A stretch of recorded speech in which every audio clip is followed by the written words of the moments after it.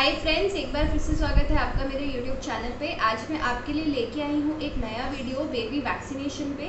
मेरे सब्सक्राइबर्स ने मुझे कमेंट करके बोला था कि मैं इस पे एक वीडियो बनाऊँ, तो जानते हैं बेबी वैक्सीनेशन के बारे में इस वीडियो में। और मैं आपको बताऊँगी कि कौन कौन सा वैक्सीनेशन हमें कब लगवाने चाहिए, कैसे लगवाने चाहिए, फिर बच्चे को वैक्सीनेशन के बाद क्या क्या प्रॉब्लम्स आते हैं, वो सब मैं एलैबोरेट करूँगी इस वीडियो में। तो चलिए, वीडियो शुरू करने से पहले मेरे चैनल को लाइक और सब्सक्राइब कीजिए।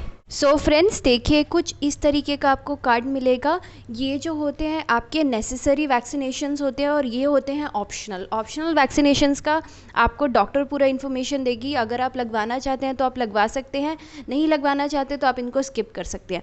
बट ये जो नेसेसरी इंजेक्शंस हैं ये सारे आपको लगाने चाहिए। ये बच्चे को तरह तरह के इन्फेक्शन से, डिजीज़ से प्रोटेक्ट करते हैं। तो सबसे पहले देखिए, अपना आता है बर्थ के टाइम पे आपको कौन कौन से वैक्सीनेशन लगाने हैं। सबसे पहले आता है BCG वैक्सीनेशन, उसके बाद आपका आता है OPV एंड देन आता है हेपेटाइटिस B1। BCG बेसिकली क्या होता है, TB जो ट्यूबरक्लोसिस बीमारी होती है बच्चे को उससे प्रोटेक्ट करके रखता है। OPV का फुल फॉर्म होता है ओरल पोलियो वैक्सीनेशन। जैसे कि आप लोग जानते होंगे, हम जब बच्चे थे तो हमें पोलियो ड्रॉप डेज आते थे और हम पोलियो ड्रॉप पीते थे, तो ये वही होती है। बच्चे को तुरंत पैदा होने के बाद ये पोलियो ड्रॉप पिलाना पड़ता है। और तीसरा आता है आपका हेपेटाइटिस B1। हेपेटाइटिस का क्या रोल होता है, जो भी आपकी लिवर रिलेटेड डिजीज़ेस होती हैं उससे आपको ये प्रोटेक्ट करता है। तो बेसिकली हॉस्पिटल में जब आप का बच्चा पैदा होगा उसके इमीडिएटली बाद ही उसको ये तीनों चीज़ें दी जाएंगी। उसके बाद अपना नेक्स्ट वैक्सीनेशन आता है 6 वीक्स पे। 6 वीक्स पे सबसे पहला वैक्सीन होता है DTWP, IVP1, hepatitis B2, HIV1 and rotavirus. तो देखिए, हेपेटाइटिस की क्या होते हैं, आपको 3 डोज मिलते हैं, हेपेटाइटिस 1, 2 एंड 3। तो ये सेम जो हमने बर्थ के टाइम पे हेपेटाइटिस दिया था उसी का नेक्स्ट डोज होता है, जो कि लिवर डिजीज़ से प्रोटेक्ट करता है। DTWP को हम DTaP भी कहते हैं। जब बच्चे को बहुत ज़्यादा कफ हो जाता है, एक्सट्रीम लेवल पे बच्चा सांस भी नहीं ले पाता है, तो उस एक्सट्रीम लेवल पे वो कफ ना पहुँचे, इसीलिए हम DTWP और DTaP वैक्सीन देते हैं।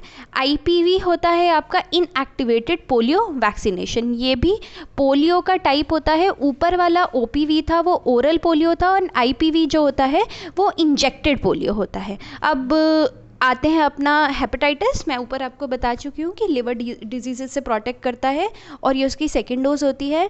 और HIV1 जो होता है ये इन्फ्लुएंजा टाइप B होता है, जो आपको डिफरेंट जो इन्फेक्शंस होते हैं उससे प्रोटेक्ट करता है।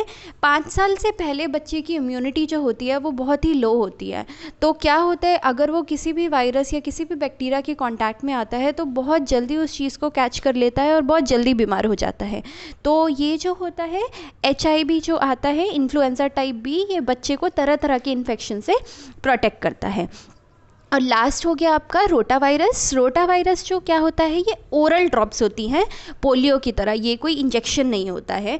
तो ये जो सीवियर डायरिया, बच्चे में बहुत ज़्यादा पॉटी वो रेगुलर कर रहा है, पतली पॉटी कर रहा है, तो वो एक्सट्रीम लेवल पे ना पहुँचे, तो उस चीज़ से आपको रोटावायरस जो है प्रोटेक्ट करता है। ये हो गया आपका 6 वीक वैक्सीनेशन। अब आता है 10 week vaccination. 10th week vaccination में DTWP का ही सेकेंड डोसेज दिया जाता है, IPV1 का भी सेकेंड डोसेज दिया जाता है और HIV का भी सेकेंड डोसेज दिया जाता है, रोटावायरस का भी। बेसिकली 6, 10 और 14 वीक में आपको सेम ही इंजेक्शन दिए जाते हैं, उसकी 1, 2, 3 डोसेज दी जाती हैं। तो ये हो गए आपका बर्थ के टाइम के इंजेक्शन, 6 वीक का इंजेक्शन, 10th वीक का इंजेक्शन एंड 14th वीक का इंजेक्शन।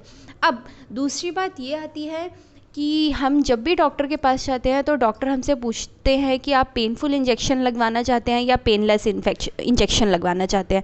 तो पेनफुल और पेनलेस में बेसिकली जो डिफरेंस होता है वो ये होता है, जो आपके पेनफुल इंजेक्शन होते हैं वो आपका DTWP का एक डिफरेंट इंजेक्शन लगेगा, IPV का डिफरेंट इंजेक्शन होगा, हेपेटाइटिस B2 का डिफरेंट इंजेक्शन होगा और HIV1 का डिफरेंट इंजेक्शन होगा। दैट मीन्स कि आपको 4 इंजेक्शन लगेंगे और एक ड्रॉप पिलाई जाएगी। ये आपका जो डॉक्टर बोलती है पेनफुल वाले होते हैं।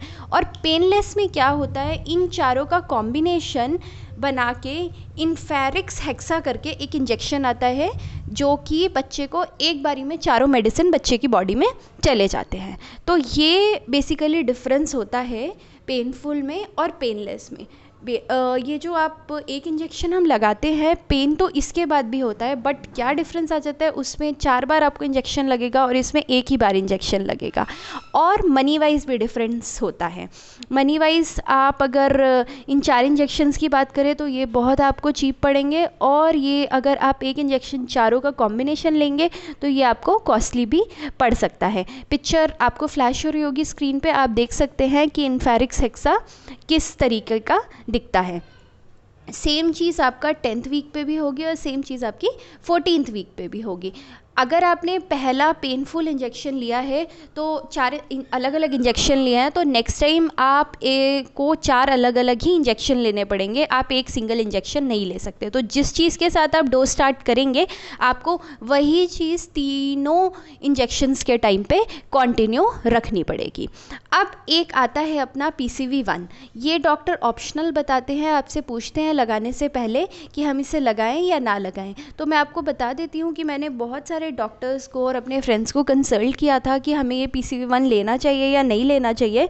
तो मुझे सभी ने ये चीज़ सजेस्ट करी कि PCV1 हमें लेना चाहिए। ये थोड़ा सा कॉस्टली इंजेक्शन होता है, अराउंड 1500 से 4000 इसका प्राइस होगा। डिफरेंट सिटीज़ में अलग अलग रहता है। इसको बेसिकली क्या कहते हैं, न्यूमोकोनल कंजुगेट वैक्सीन। ये क्या होता है, जो हमारे शरीर में अगर कोई बैक्टीरिया अटैक करता है, जैसे कि ईयर इन्फेक्शन हो जाता है, हमको निमोनिया हो जाता है, फूड पॉइजनिंग होती है, कभी ब्लड पॉइजनिंग हो जाती है, तो ये बच्चे को बैक्टीरियल इन्फेक्शन से प्रोटेक्ट करता है। तो ये थोड़ा कॉस्टली है, बट मैं आपको सजेस्ट करूँगी कि अगर आपकी पॉकेट अलाउ करती है तो आप प्लीज़ इसको लगवाइएगा। ये बच्चे के लिए काफ़ी यूज़फुल है। अब करें बात इस 6 वीक, 10 वीक और 14th वीक वैक्सीनेशन की, तो अगर आप सिंगल वैक्सीनेशन के लिए जाएंगे तो ये बहुत आपको चीप पड़ेंगी। बट अगर आप चारों इंजेक्शन का एक कंपनसेट लगवाना चाहते हैं तो ये थोड़ा कॉस्टली होता है।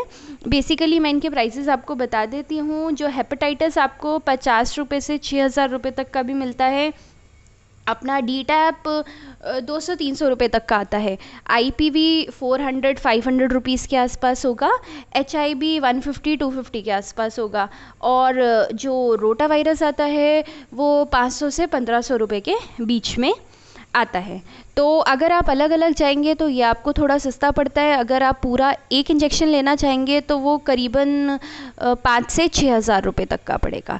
तो अगर आपकी पॉकेट अलाउ करती है तो मैं आपको सजेस्ट करूँगी कि आप एक ही इंजेक्शन लगवाइए। बच्चे के लिए भी थोड़ा फ्रेंडली होता है, 4 अलग अलग इंजेक्शन लगाना, उसको ज़्यादा पेन होगा, बच्चा रोता भी ज़्यादा है। और एक इंजेक्शन में ये होता है कि प्रॉब्लम तो होती है, बट हाँ थोड़ा सा पेन कम हो जाता है इंजेक्शन लगने का। तो इस तरीके से देखिए, ये वाले जो वैक्सीनेशन होते हैं ये बहुत ही इंपॉर्टेंट होते हैं, आप इनको मिस मत कीजिएगा। और रेगुलरली मतलब अपने डॉक्टर के पास विजिट कीजिए, और डॉक्टर से भी आप पूछ सकते हैं कि हमें कौन सा इंजेक्शन क्यों लगाया जाता है। अब हम बात करें 6 मंथ वैक्सीनेशन की, तो ये देखिए ये OPV1 है, ओरल पोलियो वायरस है। जो पोलियो ड्रॉप हम बचपन में पिया करते थे उस तरीके की पोलियो ड्रॉप्स बच्चे को पिलाई जाती है। और दूसरा हेपेटाइटिस B3, हेपेटाइटिस का ही 3rd डोज है, जो हमने बर्थ के टाइम पे B1 दिया था, उसी का 3rd डोज 6ठे महीने पे दिया जाता है। अब जो 9 मंथ है, 9 मंथ में दिया जाता है OPV2। ये भी पोलियो वायरस ही है, जो कि ओरली डाला जाता है बच्चे के मुंह में। और दूसरा होता है देखिए ये MMR1। ये बेसिकली इसको बोला जाता है मीज़ल, मम्स एंड रूबेला। जो आपका खसरा होता है या गाल के नीचे जबड़ों के पास जो बहुत स्वेलिंग हो जाती है बच्चों को कभी कभी, तो ये उसको मम्स कहा जाता है। और रूबेला भी एक तरीके का खसरा ही होता है। तो उस खसरे से प्रोटेक्ट करने के लिए ये इंजेक्शन लगाया जाता है 9 महीने पे। अब 9 से 12 महीने में अपना इंजेक्शन लगता है एक तो हेपेटाइटिस लगेगा, नॉर्मली वो हेपेटाइटिस का ही नेक्स्ट डोज होती है जो कि लिवर इन्फेक्शन से बचाती है, और साथ में लगता है टाइफाइड कंजुगेट वैक्सीन। ये बेसिकली क्या होता है, आपको टाइफाइड जो एक्सट्रीम, मान लीजिए बुखार आपका बिगड़ जाए और वो बहुत ज़्यादा हाई लेवल पे पहुंच जाए, तो उससे प्रोटेक्ट करता है। तो टाइफाइड के वैक्सीन की बात करें तो ये बहुत ज़्यादा कॉस्टली नहीं होता है, हार्डली 300 से 500 रुपये तक का आपको मिल जाएगा। और जो हेपेटाइटिस का इंजेक्शन होता है वो 1000 से 1500 रुपये का होता है। तो देखिए इस तरीके का कुछ वैक्सीनेशन शेड्यूल होता है जो आपको अलग अलग हॉस्पिटल्स में अलग अलग कार्ड्स मिल जाएंगे। आप इस वैक्सीनेशन शेड्यूल को फॉलो कर सकते हैं। मैंने डॉक्टर से वेबसाइट लिया था, आप देख सकते हैं acv1p.org। अगर आपको और इन्फॉर्मेशन चाहिए इन वैक्सीनेशन के ऊपर तो आप इसमें जाके रीड कर सकते हैं। तो अगर आपको ये वीडियो अच्छा लगा है तो प्लीज़ मेरे चैनल को लाइक और सब्सक्राइब कीजिए, और अगर आप चाहते हैं कि मैं 12 महीने के बाद के भी वैक्सीनेशन इसी तरीके से एक्सप्लेन करके बताऊं तो आप कमेंट सेक्शन में जाके कमेंट कीजिएगा। मैं डेफिनेटली एक नई वीडियो लेके आऊँगी आपके लिए।